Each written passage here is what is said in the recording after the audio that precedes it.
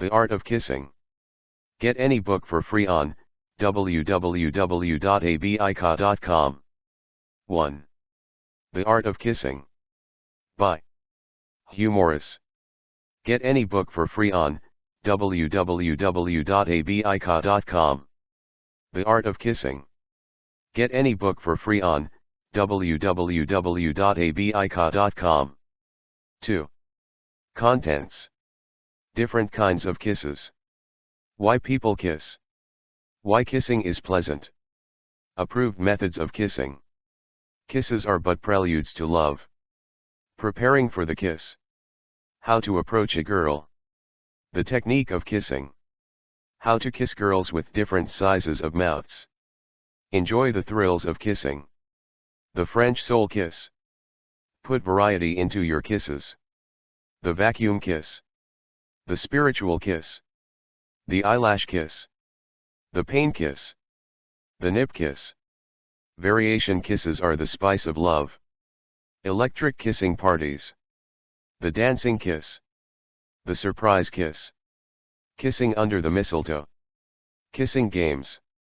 The Art of Kissing. Get any book for free on www.abika.com. 3. Arrange it so that the girl is seated against the arm of the sofa.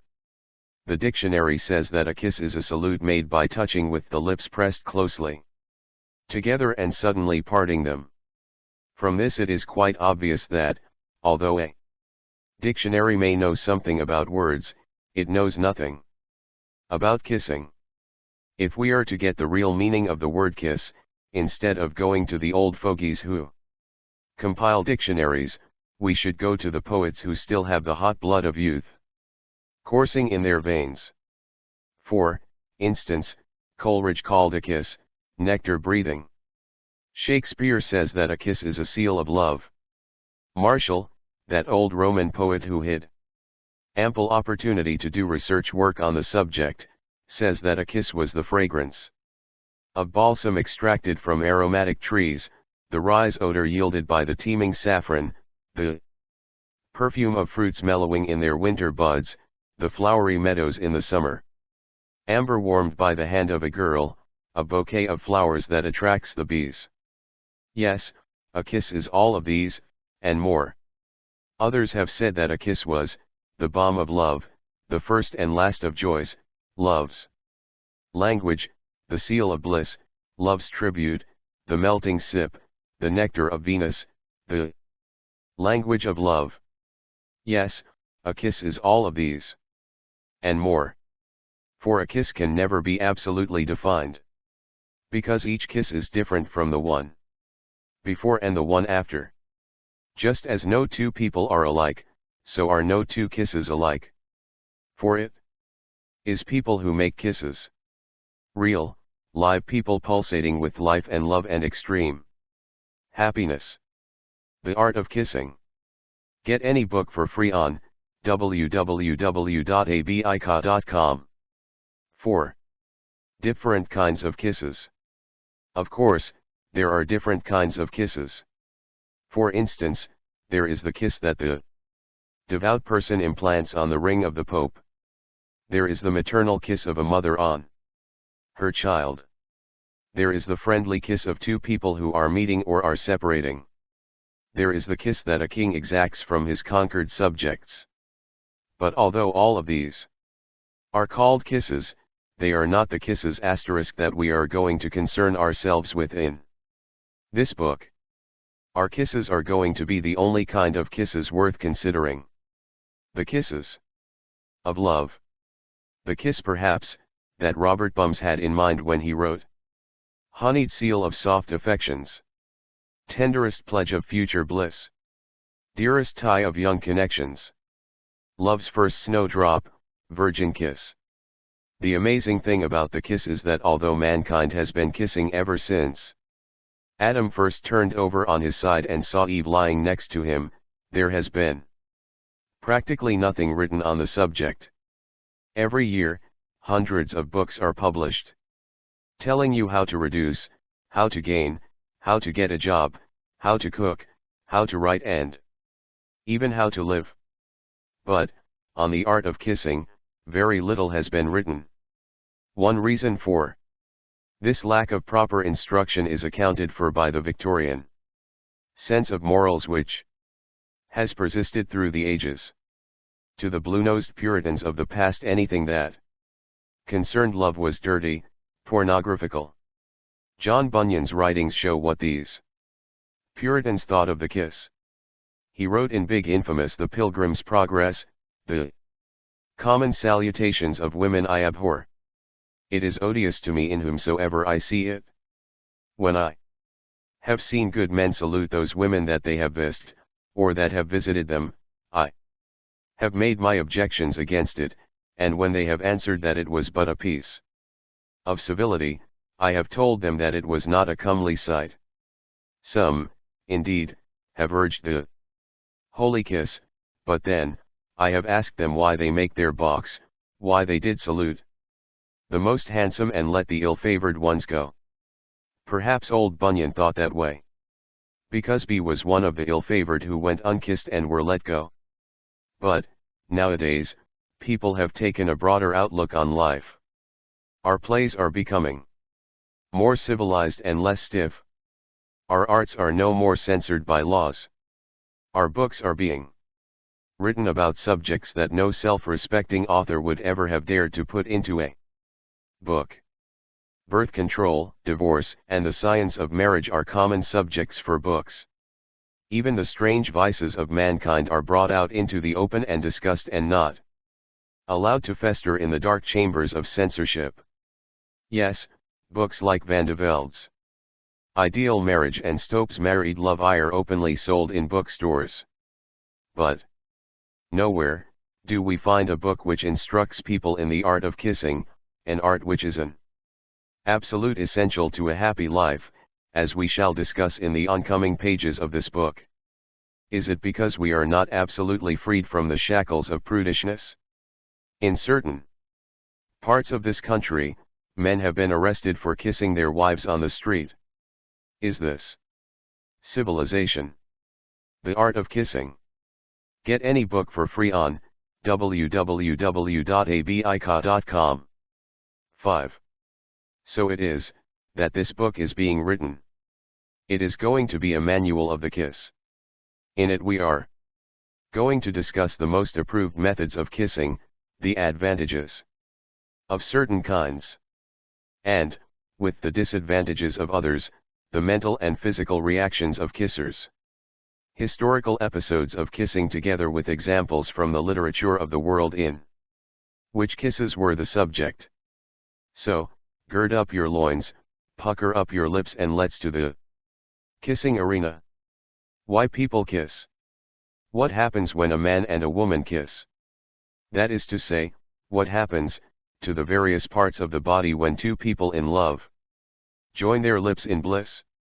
Years ago, before our biologists knew of the existence of the glands in our bodies, one writer quoted a scientist as saying that kissing is pleasant because the teeth, jawbones, and lips are full of nerves, and when the lips meet an electric current is generated. What nonsense! What utter nonsense! In the first place, two people kiss because they are satisfying a hunger within them, a hunger that is as natural as the hunger for food, water, and knowledge. It is the hunger of sex that drives them to each other. After that hunger has been satiated, then comes the hunger for a home, for children, and for marital happiness. This hunger is instinctive, that is, we are born with it, all of us, and we cannot learn it or acquire it in any way. Why kissing is pleasant. Once this hunger for the opposite sex evidences itself, there occurs in the human body what is known as tumescence, which, in simple language, is the rhythmical contraction of the various muscles of the body together with the functioning of certain glands, just which glands science has been unable to say definitely. Gland specialists know, by performing certain operations, that the adrenal, the pituitary, the gonad, and certain other glands control the sexual behavior of human beings. It is these glands that react, that secrete what are known as hormones into the blood, which, in turn, carries them into the various organs affected by a sexual reaction. Therefore, it can be seen that it is the partial satisfying of the sex hunger that makes kissing pleasurable. Electricity is used for turning motors and lighting lamps and heating curling irons. But electricity for OES not give complete satisfaction to the kiss. But enough of dry science. We have ahead of us pleasurable reading of the bliss of the kiss. Now that we have learned why it is that men and women kiss, let us go into the methods used in kissing so as to derive the most satisfaction from this most soul-appeasing of pleasures. The Art of Kissing. Get any book for free on www.abika.com. 6. Approved methods of kissing. The only kiss that counts is the one exchanged by two people who are in love with each other. That is the first essential of the satisfying kiss. For a kiss is really the union of two soulmates who have come together because they were made for each other. The reason for this is that the kiss is really the introduction to love, true love. The kiss prepares the participants for the love life of the future. It is the foundation, the starting point of sexual love. And it is for that reason that the manner in which the kiss is performed is so vitally important. There are still young women extant who believe that babies are the result of kisses. Actually, this is a fact. And this condition exists because our parents, in the main, are either ignorant of the methods of explaining sex to their children or are too embarrassed to enlighten them. The result is that their children obtain their sexual information from the streets and alleys or else remain ignorant of it and believe such things as was mentioned above. Kisses are but preludes to love. Man and woman are born to love, marry, and beget children. Woman is so physically constituted that she is the one who bears the child. Man, on the other hand, is given the duty of being the protector of his wife and, after they are born, of his children. Therefore, he must always be the one who takes the initiative. He must be strong, he must be willing, he must be physically able to take care of his charges, he must be the aggressor. It is, therefore, necessary that the man be taller than the woman. The psychological reason for this is that he must always give the impression of being his woman's superior, both mentally and especially physically. The physical reason, with which we are more concerned, is that if he is taller than his woman, he is better able to kiss her. He must be able to sweep her into his strong arms, and tower six for her, and look down into her eyes, and cup her chin in his fingers and one hand, bend over her face and plant his eager, virile lips on her moist, slightly parted, inviting ones. All of this he must do with the vigor of an assertive male. And, all of these are impossible where the woman is the taller of the two. For when the situation is reversed, the kiss becomes only a ludicrous banality. The physical mastery is gone, the male prerogative is gone, everything is gone but the fact that two lips are touching two other lips. Nothing can be more disappointing. Preparing for the kiss. A paragraph back, we mentioned that the woman's lips were slightly parted when she awaited the lips of her lover. There was a reason for using this description. Always, in any sort of kiss, just before the male's lips settle onto the lips of his partner, the female's lips should be slightly parted. One reason for this is that cherry red lips serve as a charming frame for a row of gleaming, white, even teeth. The picture that confronts the kisser is one that draws him onward. And even, months later, when he thinks back to the Art of Kissing. Get any book for free on www.abika.com. 7.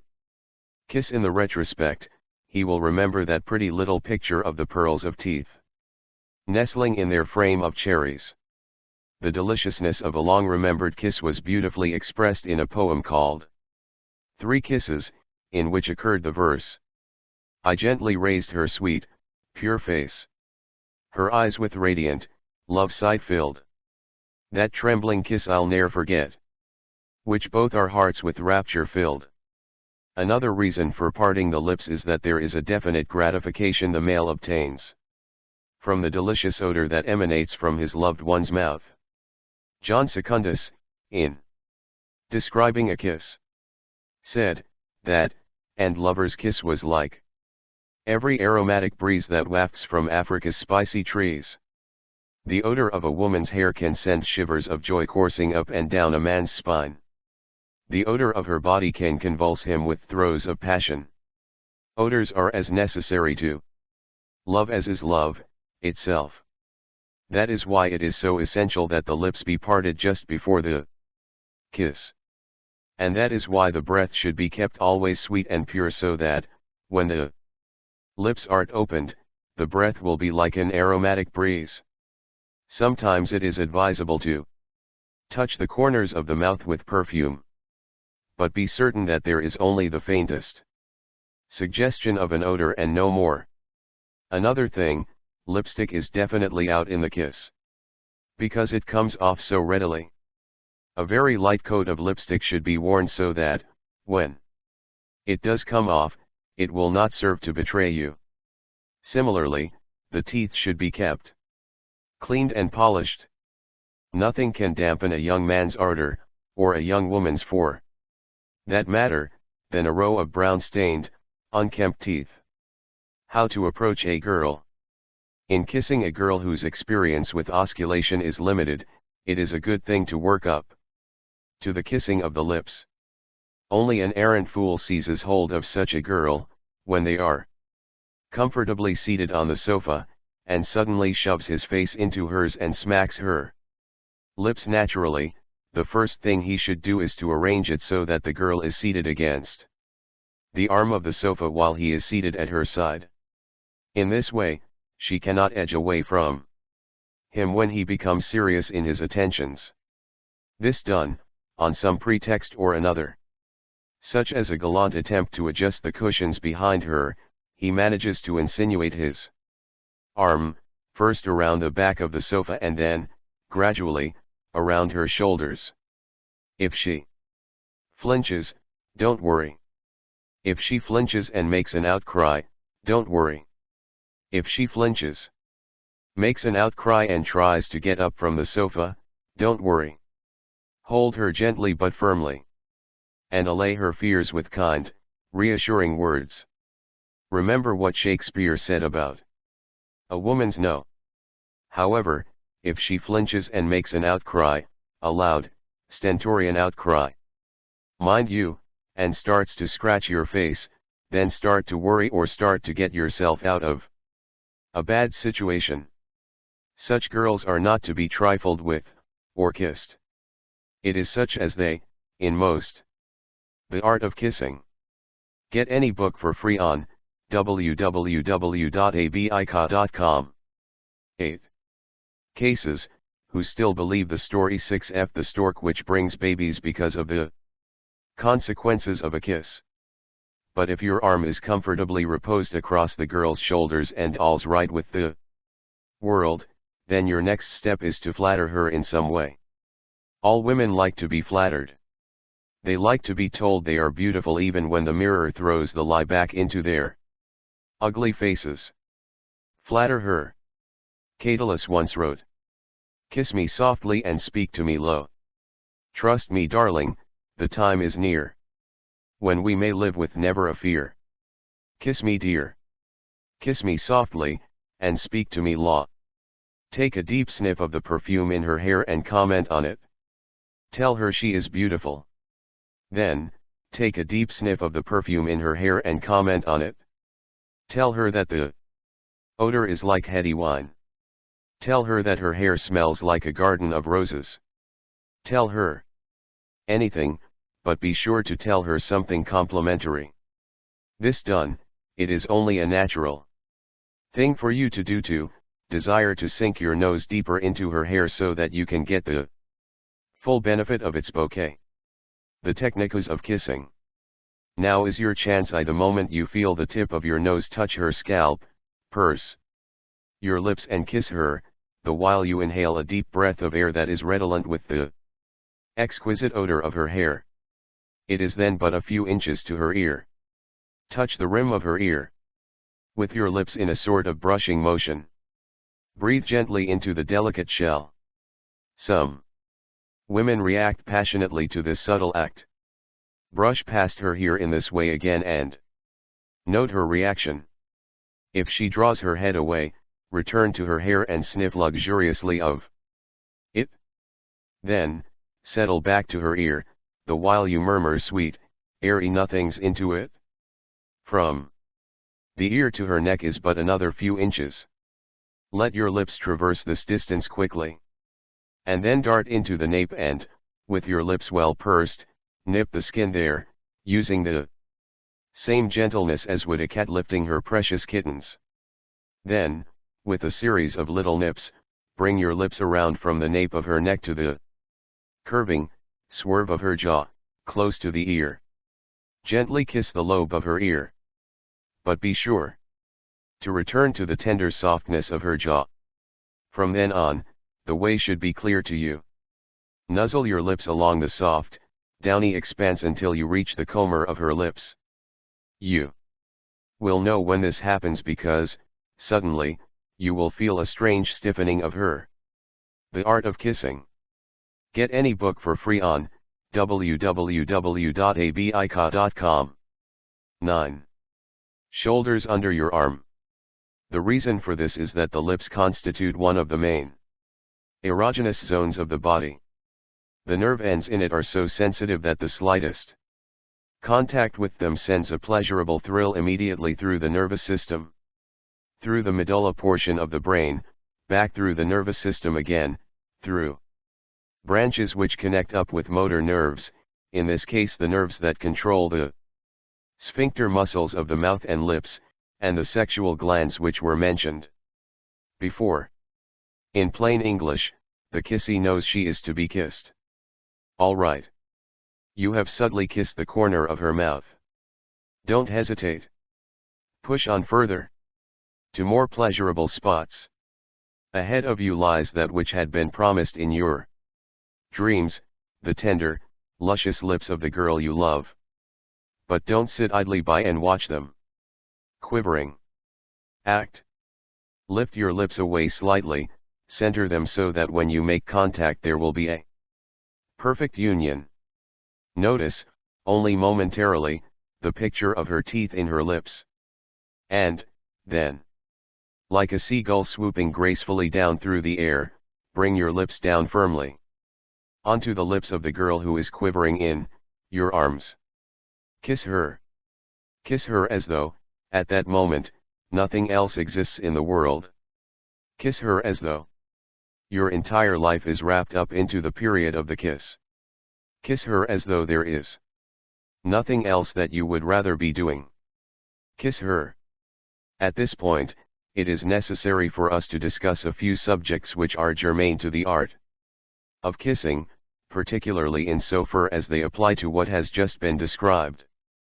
For instance, there has been raised quite a full in regard to whether one should close one's eyes while kissing or while being kissed. Personally, I disagree with those who advise closed eyes. To me, there is an additional thrill in seeing, before my eyes, the drama of bliss and pleasure as it is played on the face of my beloved. I can see tiny wrinkles form at the corners of her eyes, wrinkles of joy. I can see fleeting spasms of happiness flit across her eyes. I can see these things and, in seeing them, my pleasurable reactions to the kiss are considerably heightened. In keeping my eyes open, I am giving pleasure not to one sense alone, the sense of touch, but to two senses, the senses of touch and of sight. These two, coupled with the sense of smell which is actuated by the perfume of her breath, all combine to make the kiss an exquisite, ineffable epitome of unalloyed bliss. The Art of Kissing. Get any book for free on www.abika.com. 10. How to kiss girls with different sizes of mouths. Another question which must be settled at this time concerns the size of the kissy's mouth. A consideration of this factor is important. Where the girl's mouth is of the tiny rosebud type, then one need not worry about what to do. Merely follow the directions as they were outlined above. However, there are many girls whose lips are broad and generous, whose lips are on the order of Joan Crawford's, for instance. The technique in kissing such lips is different. Different sizes of mouths require a different technique in kissing. For, were one to allow his lips to remain centered, there would be wide expanses of lips, untouched and, therefore, wasted. In such cases, instead of remaining adhered to the center of the lips, the young man should lift up his lips a trifle and begin to travel around the girl's lips, stopping a number of times to drop a firm kiss in passing. When you have made a complete round of the lips, return immediately to the center bud and feast there. Feast there as did that lover of Fatima's, in Tennyson's poem, in which it was written that once he drew, with one long kiss, my whole soul through my lips as sunlight drank. Do. Then, sip of the honey. Like the bee that settles on the fragrant pistils of a flower, and sips in the nectar for honey, so should you sip in the nectar from between the lips of your love. And it is nectar. For there is in this mingling a symbol of the Holy Communion of the spirits of two soul-mates, joined together in the bonds of an indissoluble love. It was a kiss such as this which caused the writer of an old German novel to write. Sophia returned my kiss and the earth went from under my feet, my soul was no longer in my body, I touched the stars, I knew the happiness of angels. Enjoy the thrills of kissing. But don't be in a hurry. As in all matters pertaining to love, don't hurry the process of kissing. A kiss is too rapturous a thing to be enjoyed for the moment and the moment only. Linger longer on her lips than you have ever lingered before. Forget time. Forget everything but the kiss in which you are in the midst of. Don't be like that bashful young lover who, after a sweet, long kiss, drew his lips away from the lips of his charmer. Immediately, she burst out into tears. What's the matter? He asked solicitously. You don't love me, she said between sobs. But I do. The Art of Kissing. Get any book for free on www.abika.com. 11. Then why did you draw your lips away? I couldn't breathe, he said naively. Breathe? Who wants to breathe, who even wants to think of breathing in the middle of an impassioned kiss? Breathe through your nose if you have to breathe. But kiss, keep on kissing, as long as there is 1 minute of breath in you. Kiss, as Byron said we should. Kiss, with the long, long kiss of youth and love. Recently, in Chicago, there was held a marathon kissing contest to determine which couple could hold their kiss the longest without being forced to separate. One pair was able to hold their kiss for 15 hours. Think of that. 15 hours. And yet the naive lad stopped kissing because he couldn't breathe. Elizabeth Barrett Browning must have spent many an ecstatic night of kissing with the poet, Robert Browning, if we are to judge from an excerpt from her Orally, in which she described a kiss as being as long and silent as the ecstatic night. Another poet, unknown, but certainly one who knew whereof he speaks, wrote the following poem which deserves to be quoted in its entirety. Oh, that a joy so soon should waste, or so sweet a bliss as a kiss might not forever last. So sugared, so melting, so delicious. The dew that lies on roses, when the morn herself discloses, is not so precious. Oh, rather than I would it smother, were I to taste such another. It should be my wishing that I might die kissing.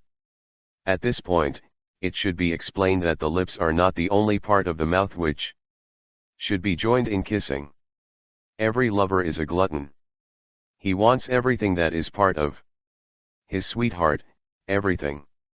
He doesn't want to miss a single iota of her million pleasured joys, as Keats once wrote of them. That is why, when kissing, there should be as many contacts, bodily contacts, as is possible. Snuggle up closely together. Feel the warm touch of each other's bodies. Be so close that the rise and fall of each other's bosoms is felt by one another. Get next to each other. Snuggle up closely together. The Art of Kissing. Get any book for free on www.abika.com. 12. And, this same thing applies to the mouth in kissing. Don't be afraid to kiss with more than your lips. After your lips have been glued together for some time, open them slightly. Then put the tip of your tongue out so that you can feel the smooth surface of your kissy's teeth. This will be a signal for her to respond in kind. If she is wholly in accord with you, if she is, truly, your real love mate, then you will notice that she, too, has opened her lips slightly and that, soon, her teeth will be parted. Then, if she is all that she should be, she should project the tip of her tongue so that it meets with the tip of yours. Heaven will be in that union. Lava will run through your veins instead of blood. Your breath will come in short gasps. There will rise up in you an overpowering, overwhelming surge of emotion such as you have never before experienced. If you are a man, you will clutch the shoulders of your loved one and sense a shudder course through you that makes you pant. If you are a woman, and being kissed, you will feel a strange languor passing through your limbs. Your entire body. A shudder will go through you. You will moan in the delicious transports of love. And, in all probabilities, you will go faint because the blood in your veins will be rushing furiously into your entire system and away from your head. Thus, you will be unable to think any longer. You will only be able to feel the most exquisite of pleasures that it has been your lot to feel. The French soul kiss. But don't stop at this. Surely, there is more to your tongue than merely its tip. Probe further. Go deeper. Gently. Caress each other's tongues. For, in doing this, you are merging your souls. That is why this kiss was called the soul kiss by the French, who were said to be the first people to have perfected it. The French have always been a liberal-minded people. And, it is because of the fact that they dropped Puritanism many years ago, that they were able to perfect themselves in the art of love and, particularly, in the art of kissing. Learn from the French. Learn also from the old Romans, especially Catullus, whose love poems to Lesbia have lived through the ages because of the sincerity of his passion and the genius of his ability to express his emotions in the form of beautiful poetry. For it was Catullus who wrote, "Then to those kisses add 100 more, 1,000 to that 100, so, kiss on, to make that 1,000 up to 1,000,000. Treble this 1,000,000, and when that is done, let's kiss afresh, as when we first begun."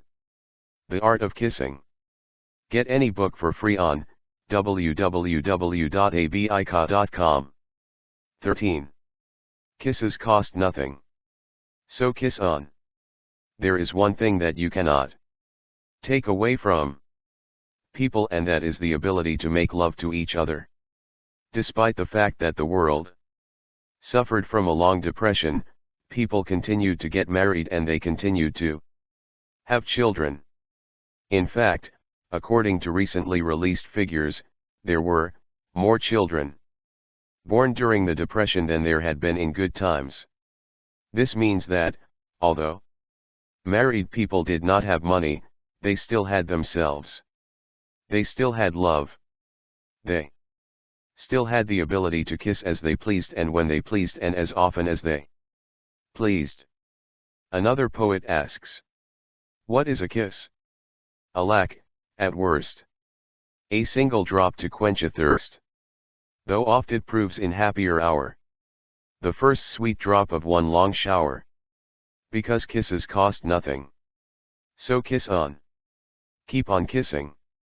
Rare old Ben Jonson realized this when he wrote that, if he had one wish, it would be that he could die kissing. But it is not only the robust and lusty poets, like Ben Jonson, who are gluttons for kisses. There has been attributed to John Ruskin, an old fogey of a philosopher if ever there was one, a request from him to a young lady friend of his that she kiss him not sometimes but continually. Still another poet wrote, kisses told by hundreds o'er, thousands told by thousands more, millions, countless millions then, told by millions o'er again, countless as the drops that glide in the ocean's billowy tide, countless as yon orbs of light, spangled o'er the vault of night. I'll with ceaseless love bestow on those cheeks of crimson glow, on those lips so gently swelling, on those eyes such fond tales telling. Put variety into your kisses. It is with the last few lines of this poem that our next subject for discussion concerns itself. As was mentioned before, the true lover is not satisfied with only one or two contacts. He wants an sixth thing to be held from him. It is for that reason that, when kissing a girl, after you have given sufficient time to the kissing of her lips, you should vary your kissing by diverting your zeal to other portions of her face. Robert Herrick, who wrote The Art of Kissing. Get any book for free on www.abica.com. 14. Many beautiful love lyrics in his day, has a poem which ideally synthesizes this idea of varied kisses. In it he says, it isn't creature born and bred between the lips all cherry red. It is an active flame that flies first to the babies of the eyes, then to the cheek, the chin, and ear. It frisks and flies now here, now there. 'Tis now far off, and then 'tis near. Here and there and everywhere. Let us say that you have revelled in a sweet, long kiss. Suddenly, you see your loved one's eyes close as though in a moment of weariness. Gently detach your lips from hers, and raise them up to her closed eyelids. Drop a kissel first on one eyelid and then on the other. Feel the rolling orb quiver under your lips. Then, when you have done this, run your lips down along the line of her nose, stopping at odd times to purse them into a tiny kiss. When you reach the wrinkle of her nostrils, bury your lips deeply into the curve and kiss little niblets into first one and then the other. If her eyes still are closed, repeat the process. But return to the lips. Never forget this important injunction, return to the lips, for they can never become satiated with love's ardent kisses. The little kisses that you have deposited on her eyes and her nose serve only to vary the menu of love. They are but spice to the course of love's banquet, which should always be the lip kiss. The vacuum kiss. The vacuum kiss. This time, when your eager lips have been deposited on the eager lips of the girl, try to vary the kiss. For instance, instead of using the soul kiss, try what is known as the vacuum kiss. Here you start off by first opening your mouth a trifle just after you have been resting peacefully with closed lips. Indicate to your partner, by brushing her teeth with the tip of your tongue, that you wish for her to do likewise. The moment she responds, instead of caressing her mouth, Suck inward as though you were trying to draw out the innards of an orange. If she knows of this kiss variations, your maid will act in the same way and withdraw the air from your mouth. In this fashion, in a very short while, the air will have been entirely drawn out of your mouths. Your lips will adhere so tightly that there will almost be pain, instead of pleasure. But it will be the sort of pain that is highly pleasurable. That may sound odd, but, nevertheless, it is a fact. Pain becomes so excruciating as to become pleasure. This subject will be gone into very shortly in regard to what is known as the bite kiss. But, at present let us continue with the vacuum kiss. The Art of Kissing. Get any book for free on www.abika.com. 15. This kiss must, of necessity, last a comparatively short time. There is togrill for ch strain on. The delicate mouth tissues and the muscles tire very easily. It is for that reason that this kiss should be shortened. However, there is a special technique to be used to terminating it. When you decide that you have had enough of it, don't suddenly tear your mouth away. At least, don't do it if there are other people present in the house. For, they will become startled by the sound of a loud report which will result if you act suddenly. Any vacuum when suddenly opened to air gives off a loud popping noise. The procedure is simply to open first a corner of your mouth. You will hear a faint hissing sound when this is done. Immediately, you will find the pressure in your mouth lessen. The muscles will relax. And a delicious sense of torpor will creep over your entire body, giving it a lassitude that is almost beatific. But that is not all. To every large dinner, there is always added a dessert or a lagniappe which is a topping off tid bit of the evening. The same should apply to the vacuum kiss. The minute you release your lips, lift them away from the tired lips of your lover. Then, without wasting a minute's time, gently, delicately, softly, sensitively, oh so lightly, lower your pursed lips. And place a tiny little kiss into the almost bruised lips of the girl. It is this little act of sympathy and condolence that makes the tie between you all the more firm. It tells the girl that you know how she feels and that you sympathize with her. While resting from the joy-laden ardors of such a kiss, a few more variations are permissible and advisable. There should never be a letdown in a kissing session. Every moment must be filled with kisses. But they do not have to be kisses of the mouth. There are other kisses which, although they are not as satisfying as the lip kisses, still serve to keep the blood burning. The spiritual kiss. For instance, there can be kisses exchanged merely in intense glances. A sort of spiritual kiss can pass between the adoring eyes of a pair of lovers. The hot-blooded Latin races know the power of such kisses. Their fiery temperaments are ever questing for new delights, for variations, for delightful and artful ways of adding to the pleasure of love. There is a poem extant written by a young Spanish poet to his slow-eyed, raven-tressed señorita. No doubt it was sung by him under her balcony while the romantic moon streamed down liquid beams.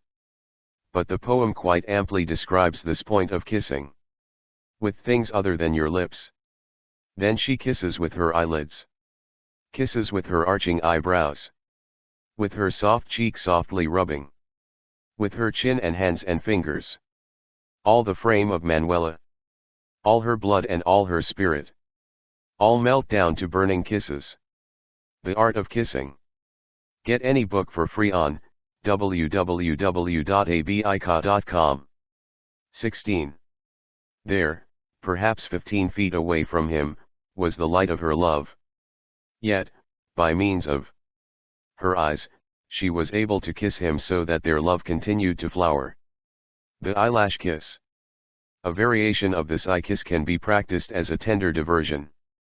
After an intense period of soul or vacuum kissing has been indulged in and both lovers lie back tiredly, looking into each other's eyes, the young man should lean over the face of the girl. But instead of implanting his lips on hers, he should bring his cheek into direct contact with her cheek again. Then, when this is done, he should lower his eyelash so that they enmesh with the eyelash of his partner. This, of course, is done one eye at a time. And when the enmeshing process is complete, each should gently raise and lower his or her eyelids. The contact of the hair of the eyelash is one that is almost indescribable. Suffice it to say, it is a charming bypath in the meadows of love that is pleasant, provocative and yet not exhausting. The pain kiss. A while back, mention was made of the pain kiss. It is with this seemingly paradoxical pleasure that we shall deal with now. First of all, it is necessary to explain that, although an act can be painful, it can still be pleasurable. The explanation is merely another indication of the variability of human nature. To begin, there are some people who derive an extreme pleasure out of being whipped or burned or beaten. There is no rational explanation for this strange delight. The fact remains that they react pleasurably to pain.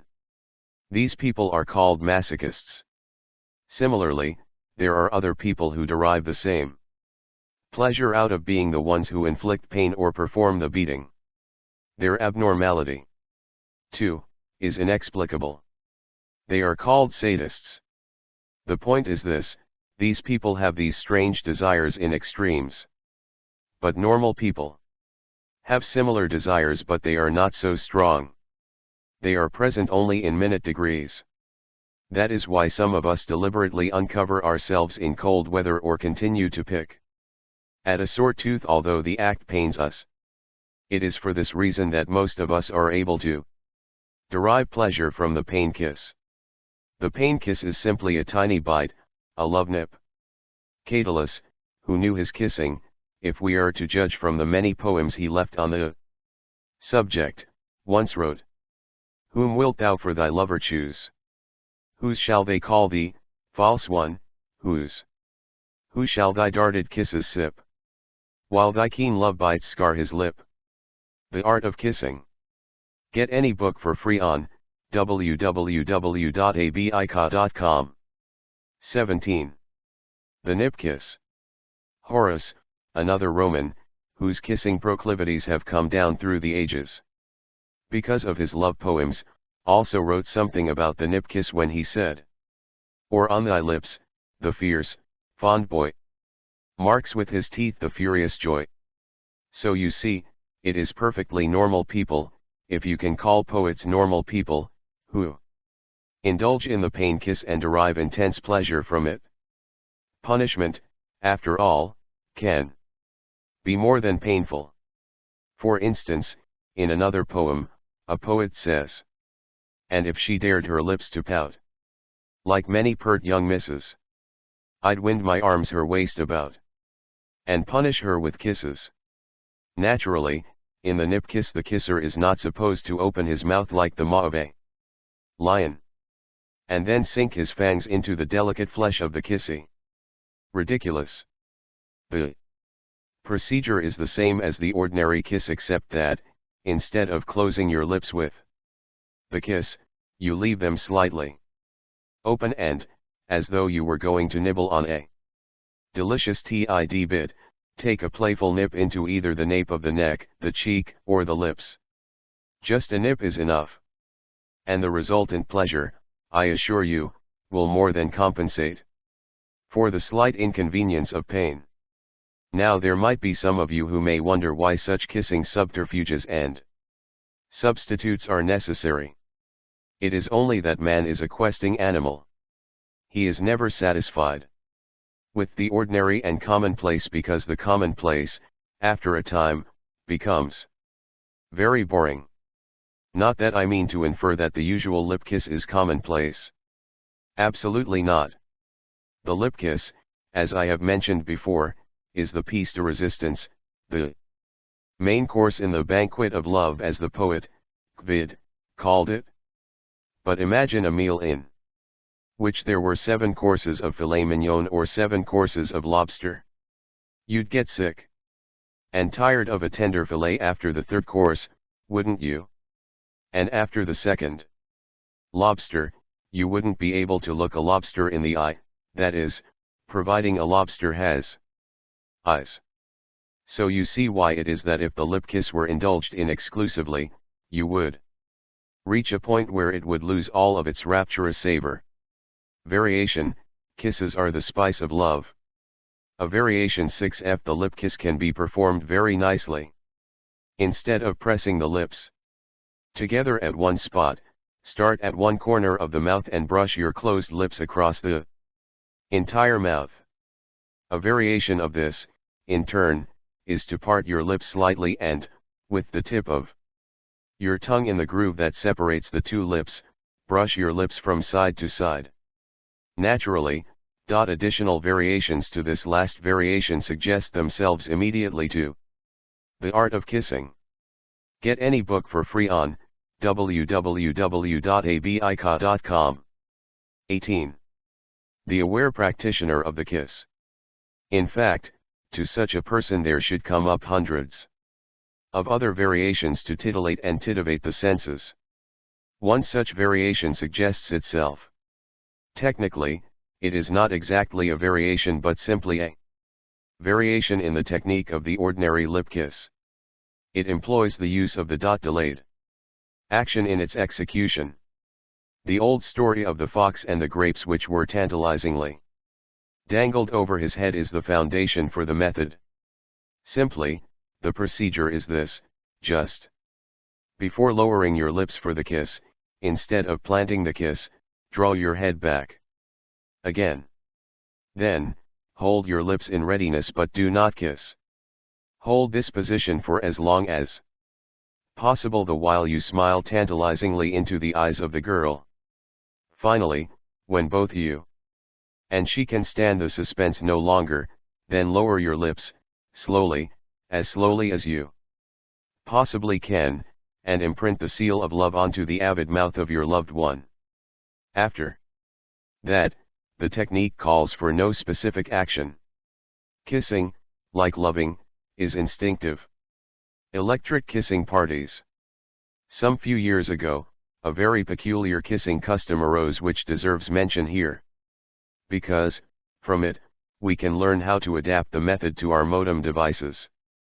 At that time, when young people got together, they held what was then known as electric kissing parties. Young people are ever on the outlook for novel ways of entertaining themselves.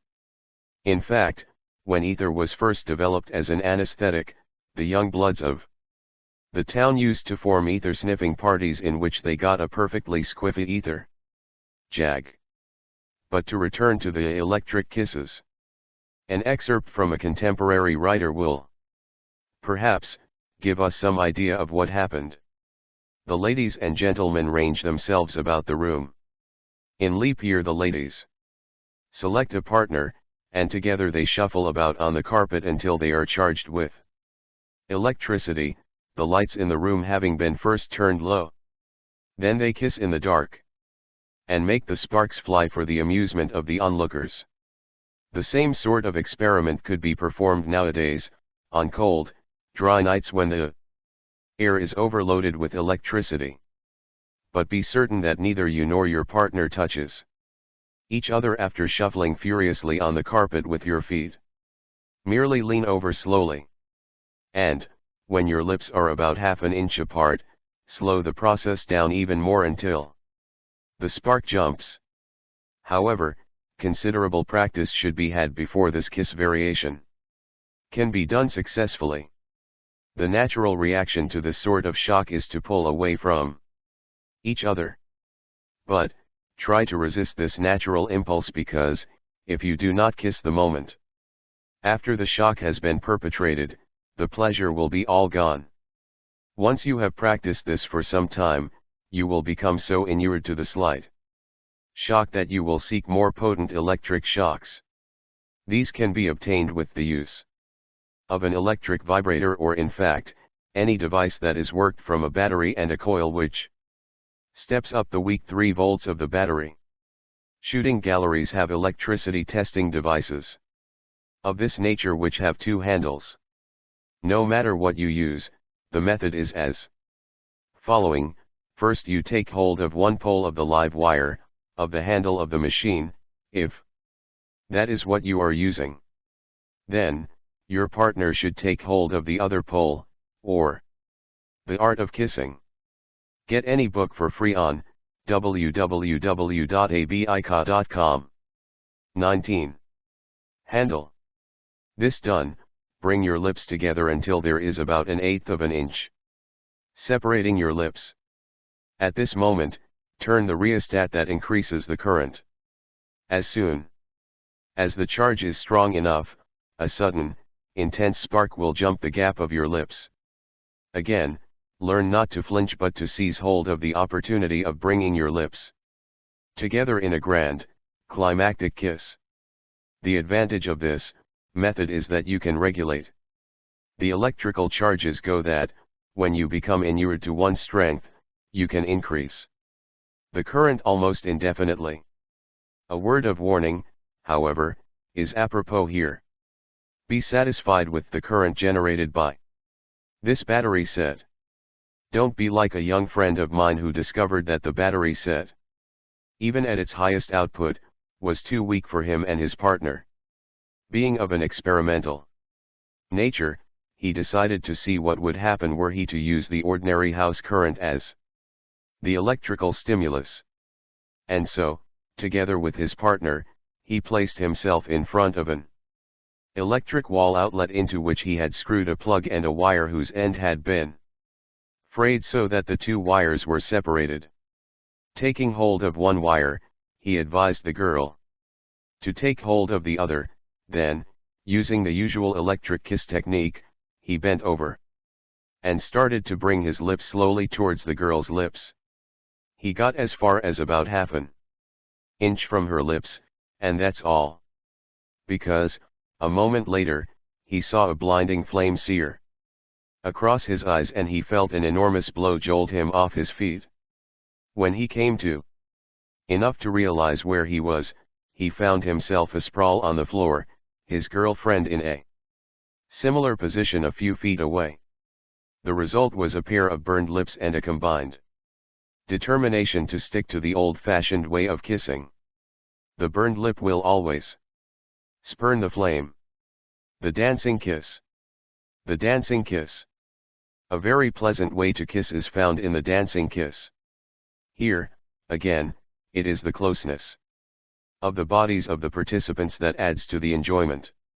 What more could a pair of lovers ask for than a dimly lighted dance floor, the tender, rhythmical strains of a waltz being played by Wayne King, their arms around each other, their eager young bodies kissing each other in a myriad of excitable places, the while their cheeks meet in glowing, velvety strokes. Naturally, in such situations, the rules of social etiquette will not allow the pair to enjoy an extremely appropriate lip kiss. Although this can very easily be accomplished in the privacy of one's parlor while the radio is broadcasting the music. In fact, the electric kiss can be ideally performed under these circumstances. But, when dancing in a public place, the only kisses allowed would be those surreptitious ones stolen under the straying eye of the chaperone. Under the pretense of whispering pretty nothings into your partner's shell of an ear, allow your lips to touch her earlobe, her cheek and her chin. A few covered eye kisses, perhaps, can be stolen in this manner, too. But, these stolen sweets should suffice the happy couple until they return home. Then, stimulated by the forepleasure of these previous non-lip kisses, the pair can indulge in all the variations listed in this booklet, to their hearts and their lips' content. The while they Recall, perhaps, those lines from Sir John Suckling's Ballad of a Wedding, which went: The Art of Kissing. Get any book for free on www.abika.com. 20. Oh, they sudden up and rise and dance. Then sit again, and sigh, and glance. Then dance again, and kiss. The surprise kiss. A most charming manner of kissing is called the surprise kiss. This is performed when one of the parties has fallen asleep, on the sofa, let us say.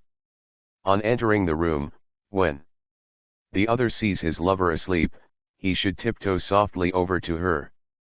Then, lowering his head slowly, he should implant a soft, downy, feathery kiss squarely on her lips. This first kiss should be a very light one. But, thereafter, the intensity of the kisses should increase, until the sleeping one has awakened. And, of course, even beyond that.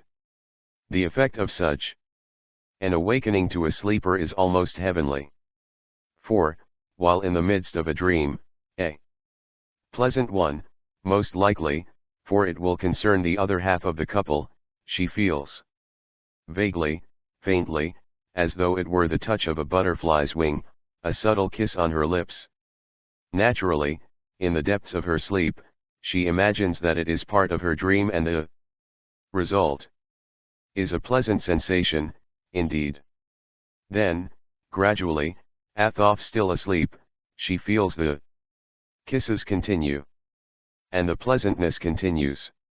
Then, as she starts to come out of her sleep, she realizes that the kisses are too real for a dream.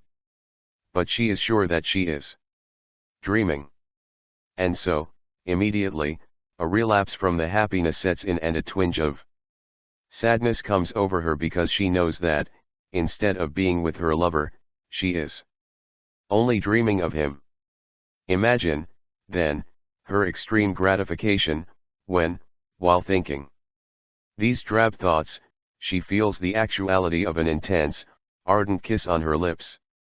Her heart flutters wildly. Her pulse runs riot. Perhaps she is not asleep, she argues to herself. Then she opens her eyes, and she sees the darling face of her beloved bending over her. And she feels the sensuous touch of his lips on hers. Truly, no awakening can be more pleasurable. Kissing under the mistletoe. Perhaps, in conclusion, it would be appropriate to make mention of a few kissing customs which have intrigued mankind. For instance, there is the rite of kissing under the mistletoe, at Christmas time. The origin of this custom is uncertain. Suffice it to say, it must have been started by some woman, because, in it, she rule is that if a woman is caught standing under a sprig of mistletoe, any man has the right to kiss her peremptorily, without asking her permission or begging her pardon. Here is one time when social convention doses its eyes to lovers' delights. For, then, you can seize hold of the girl with impunity and smack her to your heart's content without being socially ostracized. For it. Kissing games. One wonders at the prevalence of kissing games in the civilization. Games on the order: a post office, kiss the pillow, and innumerable others which have been devised for the jovial disports of lovers. In these games, because they are games, it is perfectly the art of kissing. Get any book for free on www.abika.com. 21. Legitimate for two people to lass. In fact, in the game post office, this kissing is encouraged behind closed doors, where the happy couple are alone in a room. The game is so widespread that comment in regard to the manner in which it is played would be extraneous here. But, what would make an excellent topping off for this booklet, would be a conjecture as to the reason for the prevalence of such games, even during the dreaded Victorian times, when etiquette was so strict that the dictum was made: forbidding the placing of a book by a female author next to a book written by a man. These kissing games existed and shall continue to exist because man and woman must kiss. In fact, man is the only animal who uses the kiss to express his love and affection. Dogs, cats, and bears lick their offspring. Horses and cows rub noses and necks. Birds nestle together. But, only mankind kisses. Only mankind has the reason, the logic, the happy faculty of being able to appreciate the charm, the beauty, the extreme pleasure, the joy, the passionate fulfillment of the kiss. Nature kisses, in her way, but nature hasn't the brains to profit from the kiss. Only man can do this. Perhaps it would be appropriate to conclude the summary of The Art of Kissing with an excerpt from Shelley's immortal poem in which occur the following lines. See the mountains kiss high heaven, and the waves clasp one another. No sister flower would be forgiven if it disdained its brother. And the sunlight clasps the earth, and the moonbeams kiss the sea. What are these kissings worth, if thou kiss not me?